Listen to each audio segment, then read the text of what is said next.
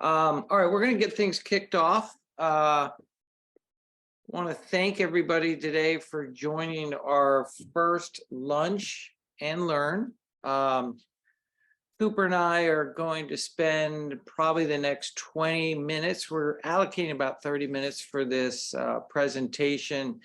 And we're going to outline some of there was a lot of legislation, or a lot of pages in this legislation, approximately 4,000 pages, which is somewhat unbelievable, but we're going to try to water this down for you today. What they call the Secure Act 2.0. There was a 1.0, but this is a second version of that.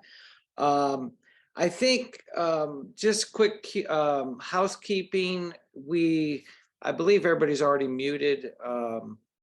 If you could, and then at the end, we're going to leave time for some questions. And we are recording this webinar. There was a lot of interest in it, but there were some conflicts. So we will be posting this on our website as well as a link. So feel free to share that with folks. And as far as the opportunities here, the thing that I think we should point out to everyone is, which you're probably going to take away, there's going to be a lot more opportunity to save for retirement. So Congress has done some good as far as giving you some opportunities to fund more towards retirement, as well as jump-starting Roth IRAs too for maybe the next generation. So there's some unique things in there. We will talk about RMDs. They pushed back that again. So we'll talk about that. There is some interesting stuff about 529s being able converted to Roth. So we'll talk about that. There were tons of Roth changes. Cooper is going to go through that with you. And then there's also some new catch-up provisions for those of us that are 50 and older that we'll outline. So with that, I'm going to get things started. Cooper, if you can go to the next slide. All right. So the first thing is they did push back the RMD starting age again. And if we go to this next slide, there's a nice little grid that kind of explains this. The news here is they have pushed back. If you were born between 1952 and 59, you can now wait until age 73 to begin taking your RMDs. For those of you that may have started RMDs at 70 and a half, that's initially what they were set to. You don't get to change that, but and then they pushed it back to age 72, but they've been pushed back again to 73. And then anyone born in the 60s are now going to be able to wait until age 75, all right? So that's good news. A lot of people complain about they may not need the RMDs. You know, you have to start paying taxes on them. So I would, Cooper, if you can go to the next slide for me too. And what it means to you, so there are really no changes for those of you that do qualified charitable donations or deductions, which commonly referred to as a QCD. A lot of folks do this that cannot itemize anymore. And the maximums remained unchanged at 100,000 a person, up to 200 for a joint couple, and they are adjusted for inflation now. So I'm not aware of anybody that's maxing out that contribution, but for those of you doing the QCD, that goes unchanged. And as far as stretching out this time frame for RMDs, it's really going to allow clients that are doing, or families that are doing Roth conversions. And for those of you doing Roth conversions, you're trying to shift income from the future forward so you can pay a lower tax on it if it makes sense. Not everyone can do this, or it doesn't make sense for everybody, but it will give you a longer runway or a larger window to accomplish that. So that's a very big positive. The next thing, what's next? Roth-related changes. There's a lot here. Let me let Cooper go through this with you, and then he'll flip it back to me. Go ahead, Cooper. Yeah, thank you, Ray. So Roth-related changes, there are a lot of them in this legislation. I want to walk you through those, but before I do, just a quick reminder on how a Roth account works. You're probably most accustomed to or familiar with a traditional 401k or a traditional IRA, where you're able to put in money and get a tax deduction for that year that you put the money in, and then goes tax deferred, and you only have to pay taxes on it when you actually make a withdrawal, probably in retirement. What a Roth IRA is kind of the inverse of that. So you pay taxes right now on the front end, and it goes in after tax, and then it grows tax-free for as long as you keep it invested into that Roth account. So in other words, you never have to pay taxes ever again, and all that growth is tax-free. So it can be a really powerful device, especially for folks who have time on their side. And one thing that the government has done now is they've pushed this Rothification idea. And the reason they've done this because they need tax dollars being paid right now.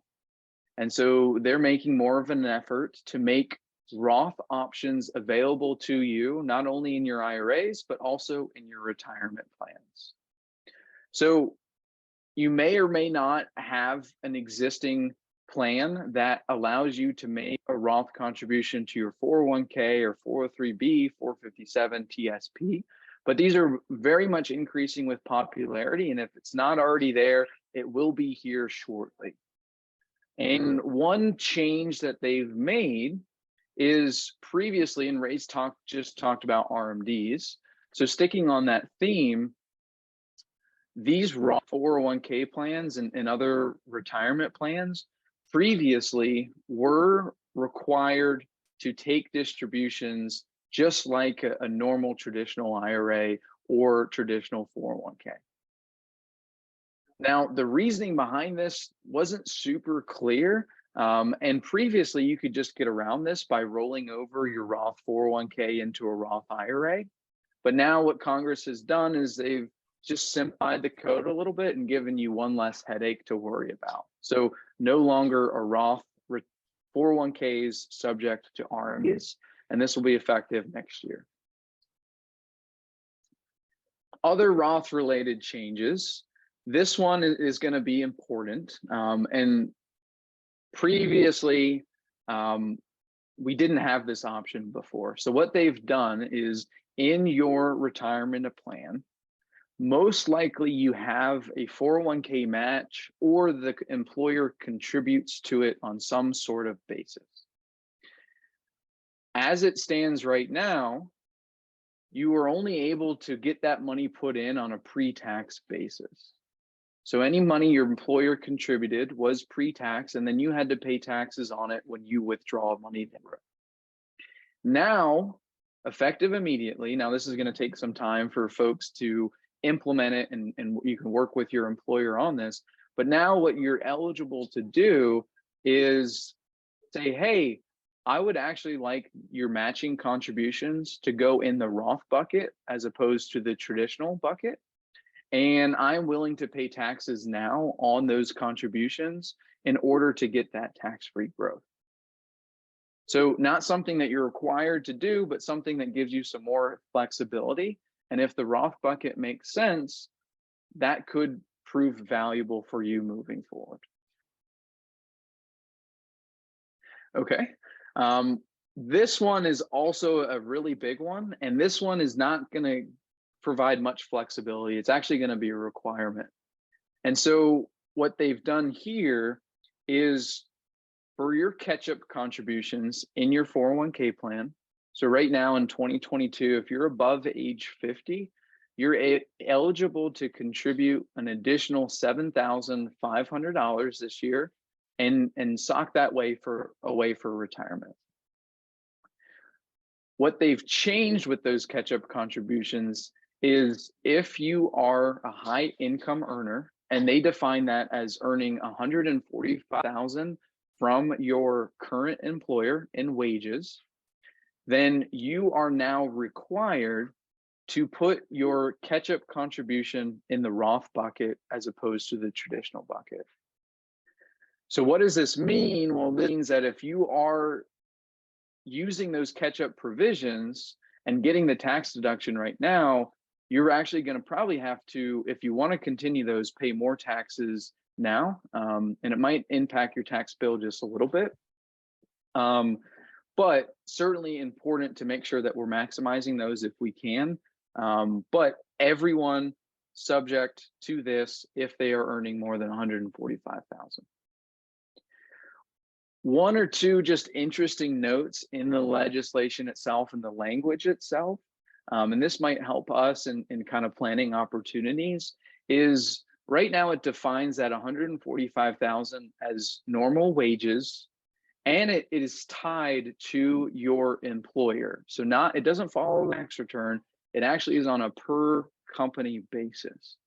So an example why this might matter is, let's say you switch employers in the middle of 1 year. Well, halfway through the year, you might have not have earned 145,000. So you would have been eligible to contribute with that previous employer. And then when you switch over, you're also, because that new employer doesn't have any history of you earning 145,000 from the past year, you would be eligible to contribute on a pre-tax basis again. So again, there are some nuances here that can work you with and work you through. But this is going to be a big one, and you're going to hear a lot more about this as companies start to build the infrastructure, put it in place, starting next year, January of 2024. The last thing in here related to Roth-related changes is simple IRAs and SEP IRAs, which are just retirement accounts for small businesses. So they have a little bit less costly kind of administration and are easier to maintain for small businesses. They previously did not have the ability to contribute on a Roth basis. What Congress has done, again, in that theme of Rothification, is they've said, hey, let's allow these small businesses to save for retirement in whichever manner that they see is best for them. So you'll have the traditional bucket and you'll have the Roth bucket available. And so this is a really good welcome change. One little caveat being, even though it's effective this year, again, this is going to take some time for these small businesses to adapt and build out the process, and as well some of the bigger custodians. So if you haven't heard anything from your company and you have a simple or a SEP plan, that will probably come with time. So that's all the major Roth-related changes. Now, there's one other quick thing with the Roth IRA, and Ray mentioned this at the top, is you're actually going to be eligible to potentially convert some 529 money into a Roth IRA. So Ray, what does that mean for folks, and what are maybe some things to think about and considerations when looking at doing so? Yeah, this is one of my favorite ones, because we do have clients, and I know there are people out there, they have money left over in a 529. So Cooper, if you go to the next slide, please. So this is effective next year, so not this year. And what this is going to allow you to do, so any money that is left over in a 529, so let's say somebody finished school early, or there's money left over, because we never know exactly, how much inflation and things of those nature is going to be, you're going to be able to directly convert or transfer some of this to the beneficiary as a Roth IRA, right? And as Cooper pointed out, Roth IRAs are tax-free, right? Now, what are some of the what are some of the caveats with doing this? Well, one, the beneficiary, they have to have earned income. So they had to have been working or have some kind of income, at least up to that amount of money. But they are not subject to the Roth IRA contribution income limits. So a lot of people, if they're making over 100,000 a year, I can't even remember the number, but if they get over that number, they can't even put money in a Roth. So this is going to allow them to bring some of that money over. Couple other things, it's had to have been there for 15 years or longer. All right, so if you're coming up on that window, you may have to just wait a little bit. And the other is no contributions could have gone in the last 5 years. And the way you can achieve, you can't just do this in just one lump sum. They're going to allow you to do it in what they call the maximum annual contribution or transfer. It's going to be based on whatever the IRA contribution limit is for that year. So for anybody under 50 right now, it's $6,500 a year. Anyone over 50, $7,500 a year. So, and then with a cap of 35,000 per plan. Hopefully many of you, this is good news. If you had some, you were maybe thinking about, what should I do with this money? Do I put it to the next generation? I mean, you can still do some of those things, but this does give you a way to kind of jumpstart retirement planning for that next generation. So that's all I have on the 529 plan. There is, I think that's all the Roth changes. As far as new post-death options, so this also is something that gets into what we call the surviving spouse beneficiary. So many of you, if you predecease your spouse, all right, and this is again effective next year, you no longer, just because you had reached RMD age, if your spouse predeceases you, and they were not subject to the RMD, in other words, they were not age 73 or older, you do not have to take an RMD until they would have reached that age. Of course, that's bad news if we lost our spouse before then, but on the planning side for RMDs, you do have the option to do it. Whatever you decide is, of course, you could take an RMD and you may need the RMD, but it is irrevocable once you make that decision. One other little tidbit to this thing is, if the surviving spouse passes away before those RMDs would have begun, the beneficiaries of that count will then be, they won't be subject to those RMDs. They'll be able to stretch it out over their lifetime, which is very similar to what you think of as the inherited IRA rules, which is different than it is now. Today, if you'd begun the RMDs, once that next generation or those heirs inherit that's a non-spouse, you've got to pull it out in 10 years. Has to. But in this case, that is not the case. So some potential legacy planning and the ability to stretch that income out, because that 10-year rule is kind of a bear for a lot of people, because it's very hard to plan for when should that money come out. I think that's it on the post-death, and then I'm going to have Cooper cover with you some of these new catch-up contribution increases. And again, this is going to allow you to save more money for retirement. Another one of the positives. Yeah, absolutely. Absolutely a positive. So what is that going to look like? Well, it's going to come in two different forms. The first one being in your workplace retirement plan. There is going to be an additional catch-up.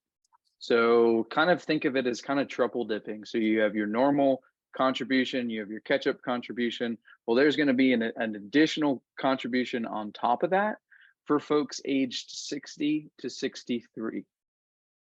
And so this will be effective 2025. And what it means is you will be able to contribute not only that $7,500 that we talked about before, but if age 60 to 63, it would actually be 50% more than that catch-up contribution. So in this year, that's $11,250. And this is, again, a welcome change for you to have the flexibility to save more for retirement if you need to catch up, in other words. In addition to that, Cooper, that also is subject to the Rothification. Isn't that correct? Yeah. Yep. So exactly. Area. Yeah. In addition to that, IRAs are also going to get a slight tweak when it comes to catch-up contributions. So previously how it's worked, and right now the catch-up contribution is $1,000 per year. Previously how it's worked is you've had to wait until Congress passes a bill to adjust for inflation and increase that number. Now in the Secure Act 2.0, they've took that out of the equation. They've said, hey, let's just automatically index it for inflation annually. in $100 increments. So if inflation is high enough, they'll increase the amount that you can contribute to your IRA account automatically. So we'll have to work together in conjunction and make sure that you are accounting for those adjustments and putting away as much as you can towards retirement. So those are those new catch-ups, and like Ray mentioned, some good opportunities to save a little bit more for retirement. One other quick thing, and we'll kind of end on this, is some increased access to your retirement funds in the event you need it. So these are kind of worst case scenario, something happens where you need access to funds and have nowhere else to go. And so here are some of those areas where you might be eligible to avoid that 10% penalty before age 59 and a half. For the most part, these are not going to particularly apply to our client base, but if something were to happen and it falls in line with one of these items that I'm showing here on the page, we would be happy to walk you through exactly how that works and make sure that you can get what you need to get to accomplish what you need to accomplish. So that is kind of the entire Secure Act 2.0 in 20 minutes or so. Obviously, as Ray mentioned, it's 4,000 pages. We wanted to keep it as simple and high level as possible and make sure to talk about things that would directly impact each of you and might be prudent to know. So what we're going to do now is we're going to open it up for some Q&A just for the next 5 or 10 minutes. See if there's any questions in there. You're happy to use the chat function, or if you'd like to unmute and ask a question, that would be great as well. I'm actually going to kick things off a little bit, and I want to ask Ray a question. And so we just covered everything that's in there that might be relevant, but there's also been a lot of talks about, okay, what's not in the plan that we might have been worried about or concerned about changing that might impact us. So Ray, is there anything important that was not in the Secure Act 2.0 that people should know about and be aware about? Yeah, thanks, Cooper. I think this is important too, because a lot of these things you may have heard about or have been talked about. So we get a lot of questions. Can I still do this? What's the deal with this? There are probably two big things. The biggest one being they did not eliminate the backdoor Roth strategy or the mega backdoor Roth, a little more complex animal with 401ks, but the backdoor Roth remains intact. So that's a bit of good news. Not everyone, this doesn't make sense for everybody to do, but for those of you that get disqualified for making Roth contributions, there is a loophole in the law called the backdoor Roth that allows us to do that. So many of you take advantage of that. If we see that opportunity, we usually point it out. So that was good because we thought they were going to get rid of it. We were pretty, well, a lot of people did. So that was welcome relief. And the last thing too, if for those of you that itemize, you may know something, it's called the SALT deduction, which is a state and local tax. Remember, they capped that back, I think it was 2018, at $10,000. So you may pay taxes more than that, whether it's real estate and all your state taxes, but that is still capped at 10. So no relief there, unfortunately. But hopefully that answers those two questions. Some good news, some bad news there. Let's see if we have any. We'll give, if you want to ask a question, why don't you go ahead and unmute? And we'll pause here for a few seconds. And if no one has any questions, we'll try to wrap up.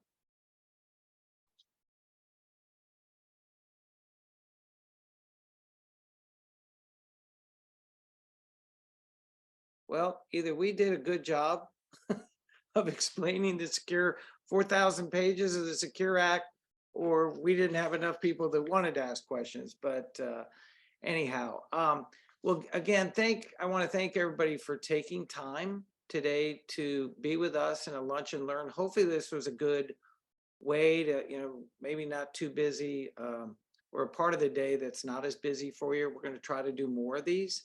And especially on the tax front, because these are always front and center to everybody and probably where we spend a lot of our time.